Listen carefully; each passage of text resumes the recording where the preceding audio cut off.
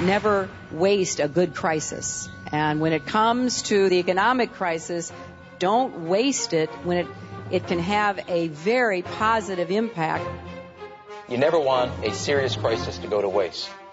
The way we're going to win over the long term is not just militarily. We've got to win over hearts and minds. And what that means is we've got to invest in countries that have no educational infrastructure and have no means for young people to get ahead. We've got to give them a stake in creating the kind of world order that I think all of us would like to see. Stay tuned for politics and religion.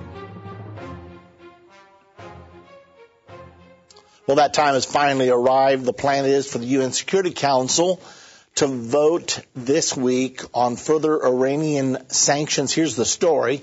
A resolution imposing new sanctions on Iran, focusing on the Revolutionary Guard's core international activities and bank accounts, as well as sales of advanced weapon systems to Iran, is ready for a vote by the UN Security Council. Mexico's UN Ambassador Claude Hellier, the current council president, said on Monday that a vote on sanctions over Iran's insistence on pursuing a suspect nuclear program would be held within the week, according to a decision by council members.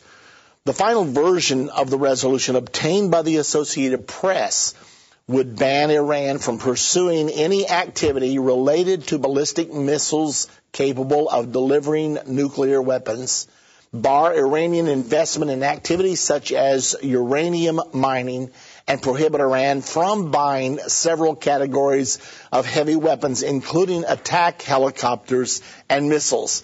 Now, the real paradox in all this is, as you know, Russia is one of the members of the UN Security Council with veto power. So Russia has to vote for these sanctions against Iran. But Russia is very close to Iran. And furthermore, the Bible prophesies that Russia and Iran will be allies in the invasion of Israel at the Battle of Armageddon. Now, we don't know exactly how many years Armageddon is from here.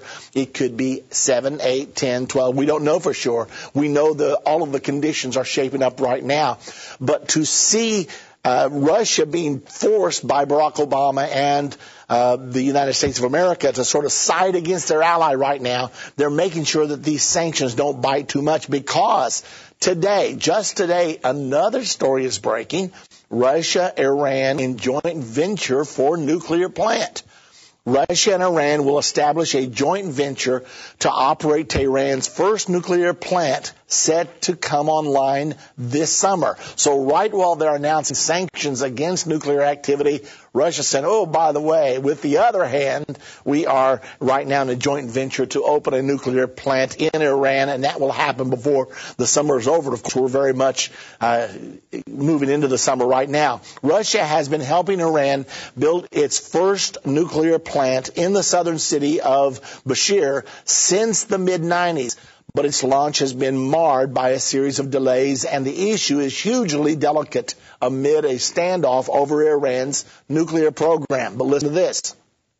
This country is only embarking on the path to peaceful nuclear energy and does not yet have enough experience in maintaining such installations. The Interfax news agency quoted Kiriyenko, the head of Rosatom Nuclear Corporation, as saying at its nuclear conference, "We have agreed that our experts will work as part of this joint company, and maintenance of the station will be implemented by the staff of our two countries for the next few years." Kiriyenko reiterated the power plant would be ready to come online by the end of the summer.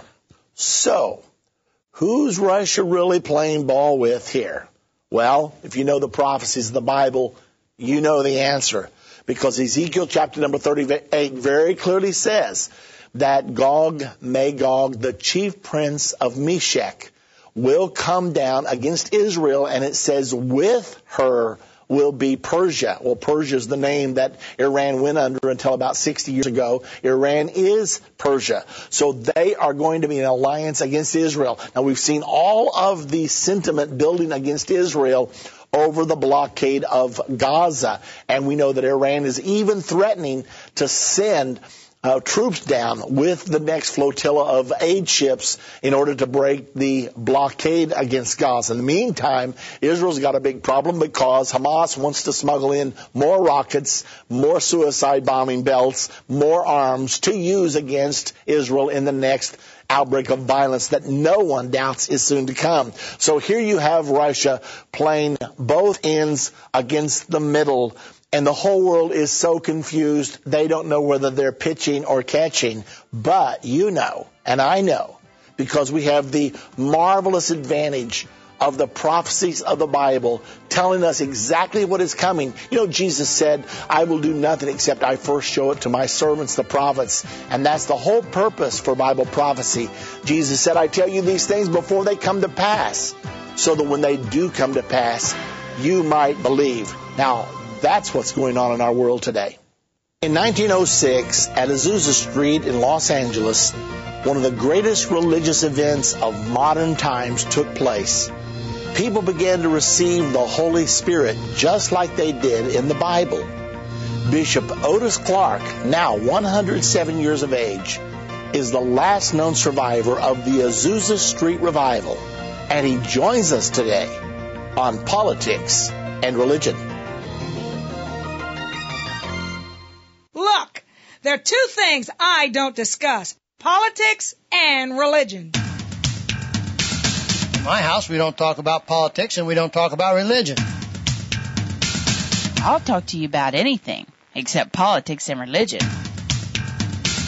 I never talk about politics and religion. Politics determines how we'll live here on earth. Religion determines how we'll live forever. I'm Irvin Baxter. I think it's time we talk about it.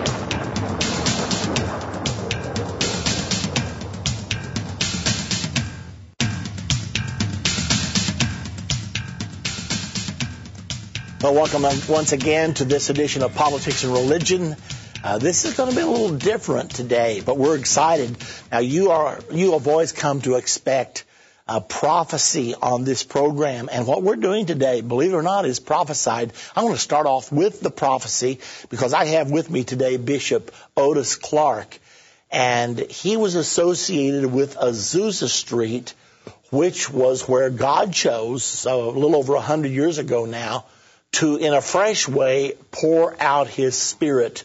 And it started the modern Pentecostal movement, which now makes up close to 1/6 of Christianity, well, actually the world's population today. Christianity boasts somewhere around 2 million people, and 560 million of those claim now to have the Pentecostal experience, and that would have